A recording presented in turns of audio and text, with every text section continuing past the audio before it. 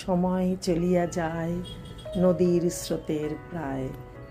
এই কথাটা, এই লাইনগুলো তো অনেকেই জানে।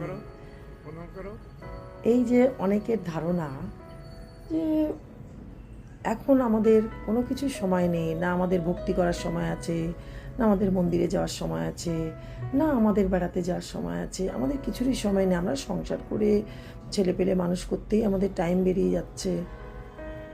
কিন্তু আমি মনে করি যে এর মধ্যে থেকেও টাইম পার করা উচিত। আমার মাকেই আমি দেখি, আমার মা কোনো দিন জীবনেও কোথাও বেরোতে পারেনি সংসার থেকে। মন্দিরে যেতেও তাকে 10 বার ভাবতে হতো, একটা সিনেমা দেখতে যাওয়ার জন্য তাকে অনেক ভাবতে হতো। কত কষ্টের মধ্যে দিয়ে ছোট ছোট টাইম বার করতো একটু আনন্দ করার জন্য, আমি নিজে দেখেছি ছোটোবেলা থেকে। কিন্তু আমি এই জন্য ভাবি যে কোনো কিছুর জন্য সময় থেমে থাকে না, সময় তো বেরিয়েই যায়। এই জন্য জীবনের ছোট ছোট আনন্দ খুশিগুলো যে যতটা পারো নিয়ে নেওয়া উচিত। কেননা আজকাল কোনো রোগের বা কোনো জীবনের কোনো ভরসা নেই। কেননা আজকাল ছোট ছোট বাচ্চাদেরও এত ব্যথা শরীর খারাপ তাদের হয়।